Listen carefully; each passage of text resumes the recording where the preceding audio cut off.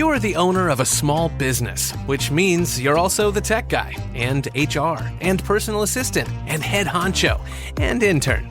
You could use another pair of hands, like the experts you'll find at Verizon Small Business Days, April 21st through 27th. Get a free tech check, special deals, and more.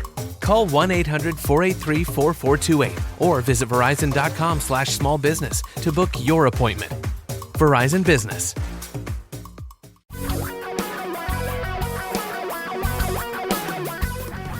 Reality radio for a really great future. We're talking real money. One of the hazards of live radio, and these podcasts, 2 of them every week at least, start as live radio on Saturdays on Como Radio in Seattle. One of the hazards of live anything, particularly live with the complexities we have thrown in to creating the show, is that things go wrong once in a while. You see, here's how it works. Just give you a little behind the scenes before we start the show, because it's short today. Tom is at his house in the Seattle area because we're doing the social distancing and he's not going into the studio. I am in my studio and I live in Florida.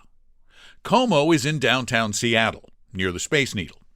So what happens is Tom's device, he has a device made by Tyline, as do I, as do Como, and these devices actually take our audio and split it up into little packets and send it out over the internet, and they put it all back together at the other end so that it sounds like we're in the studio, but we're not, which is pretty cool, but it's great when it works. And we don't know whose fault it is. We honestly do not know what the fault was. We're still trying to figure that out. But what happened on Saturday was that Tom was able to connect to me, but I couldn't connect to Como. Then eventually, by the bottom of the hour, Tom was able to connect to Como, but I couldn't connect to Como because he was on the line. So I called in on the phone. So we had a show that was short. This hour is a short hour. None of them are really an hour after we take the commercials out. But this is a short one. So you'll notice it sounds a little funky. I'm on the phone for both today's episode and tomorrow's episode of Talking Real Money.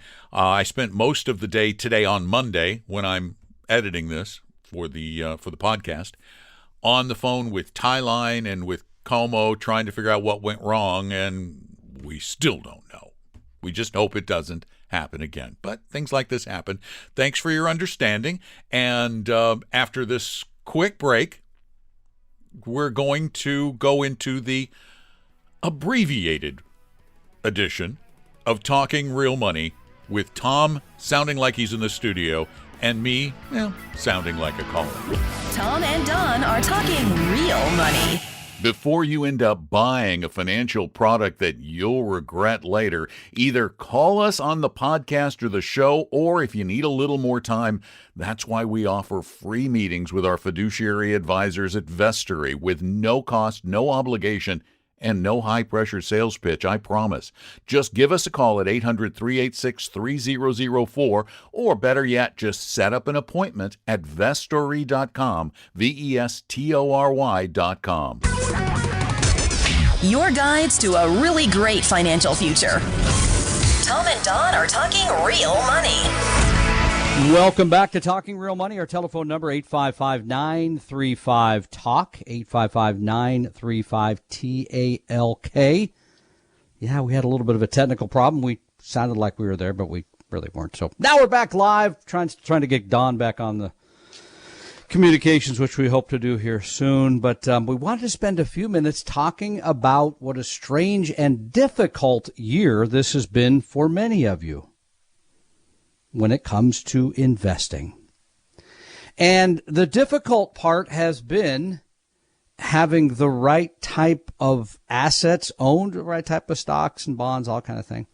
Staying with your plan, and part of that plan would be rebalancing, because we just went back and looked at this again. It's shocking, frankly, what kind of year we've had if you're a investor in stock markets.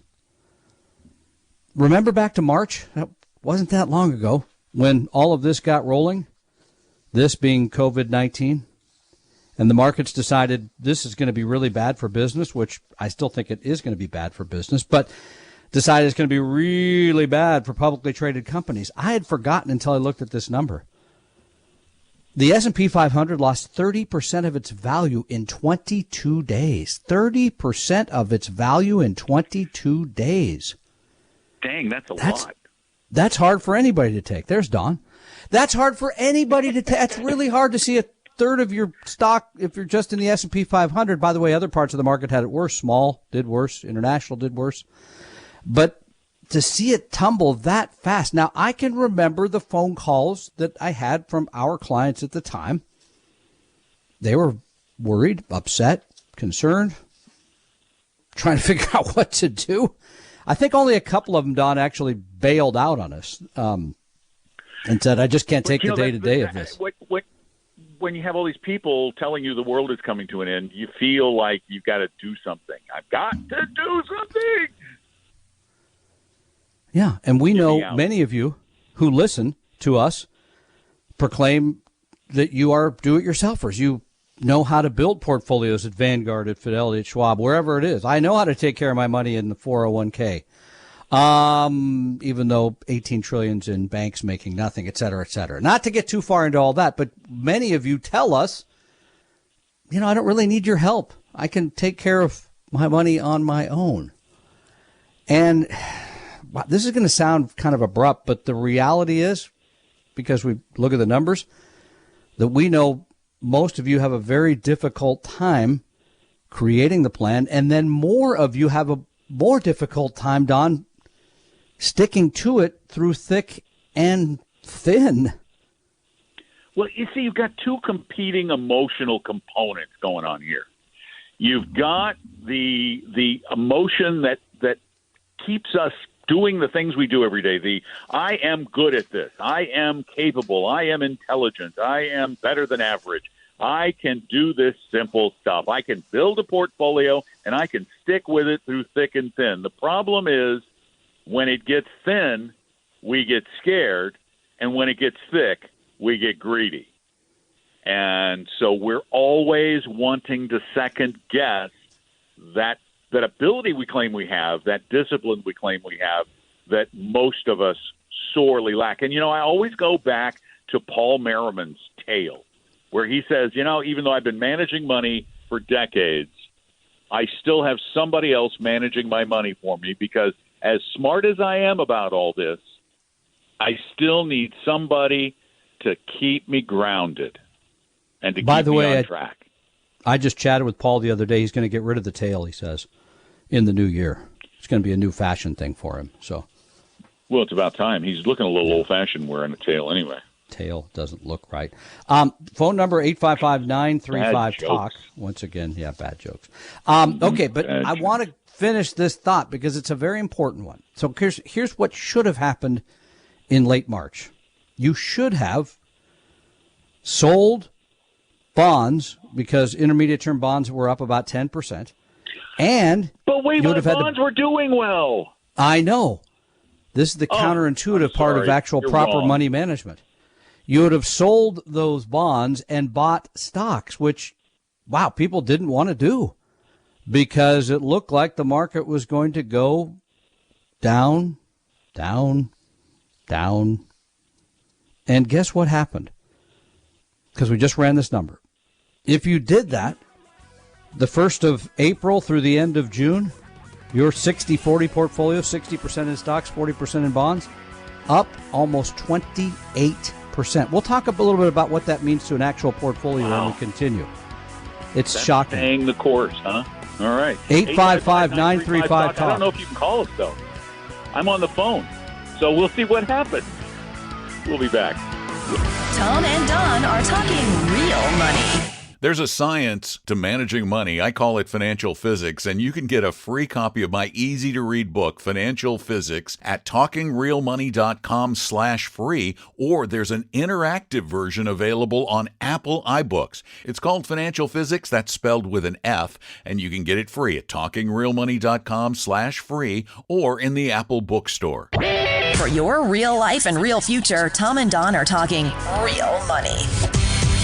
Welcome back to Talking Real Money. I'm Tom Cock, Don McDonald over there. You out there trying to figure out how to take care of your money. 855-935. Yeah, I know. You're on landline. It's not landline. You're on mobile phone. It's very low tech. 855-935-TALK, 8255, and we're now live back on the air. We can take your calls. Before we finish the thought on your portfolio, I want to give you actual numbers because we see a lot of people in about this range. You're getting close to retirement. You've got, let's say, $800,000 saved up, and you decided to pull the plug in late March because many of you did. I get it. It was a very difficult time, as Don pointed out. You're hearing it from all sides. If you had not, and you just maintained a portfolio 60% global stocks, 40% U.S. government bonds, you would have your portfolio would now be worth $1,040,000. So you missed out on $240,000 in gains. That's real money. It really is. And so this is part of the problem we see often is people have a tendency to want to buy and sell things. We'll talk more about this next hour. Wait. That means doesn't that mean we're talking real money? Yeah, I believe you're correct there, sir. Thank you for making that right. All right. Completely overly obvious. Let's go to the phones. Try this out, see if it works. Yeah, 855-935-TALK because Tom calls us and gets right in because his name is Tom and joins us here on the program. Hi, Tom. Hey, Tom. Hi, how are you doing? Good. How are you, sir? Oh, fine. Tell me, you're all about investments, so are U.S. Treasury bonds within your ledger domain? Sure. We'll try. Oh, good. I wondered if you'd just tell us and promise me you won't launch into a dance. This is real money, okay? Okay. Yeah. What happens when China demands payment on all of the U.S. Treasury bonds that it owns? You want me to take this one, Tom, or you want to I can see you smiling, so go right ahead, Don. China would never they would never do that because they would destroy their own economy if they tried to do that to destroy ours. And we could do what other because China needs our money as much as we need them to hold our debt.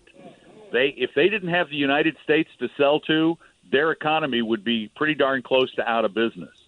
We have a symbiotic relationship. We sort of rely on each other, and we've done this with various nations throughout our history. We've held their debt, they've held our debt. During World War II, we held a lot of debt for European countries. Japan held a lot of our debt in the 70s. The fact of the matter is Thanks.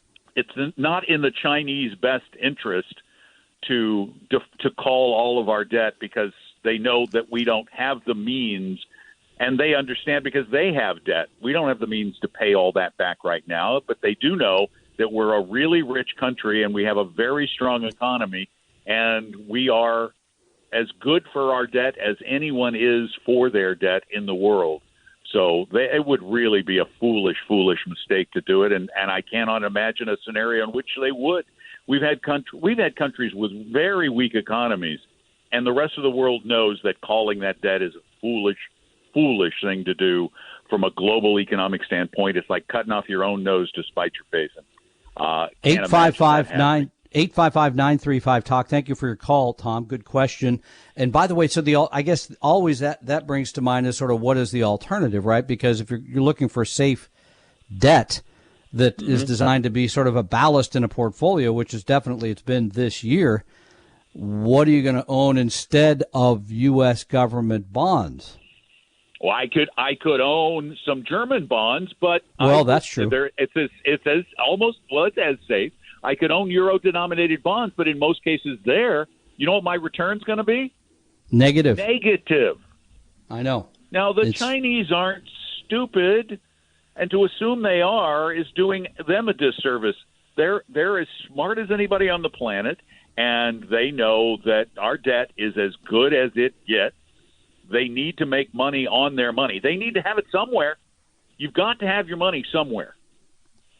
And one of the places where they know they can pretty safely store their money and get a little bit of change in return that helps pay for Chinese building is us. We'll give the telephone number again, 855-935-TALK, 855-935-8255. Tom Cock here, Don McDonald on the telephone over there because the wires got crossed between his house and Como, and they're trying to figure all that out. Something happened with the little tie-liney device here or with the internet, and I'm not sure which.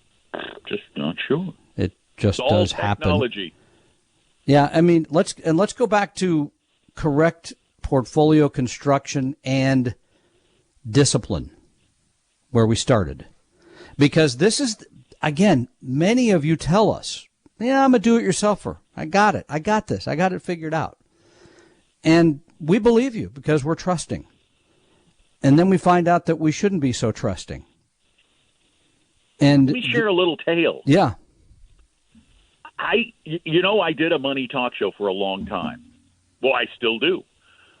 But for the first several years, maybe first decade or so of my show, I truly believed that and it was in my own, I was young and naive. And I believed that everybody who called me was capable of building a buy and hold your own portfolio and sticking with it and rebalancing. And it went along pretty well as long as times were good. Then in 2001, particularly with 9/11, suddenly all of these people wanted to yank all their money and were yanking all of their money out of the market, screaming basically, I can't do this. I know you told me to buy and hold, but I can't do it. It's happened over and over and over again, and people who truly, truly believe that they can do this have a hard time doing this. I find that in my own family, that people who live with me know what I believe, still want to react to the emotions of the news cycle, the political cycle, the business cycle, and all of the data, all of it says that's a recipe for failure, not success.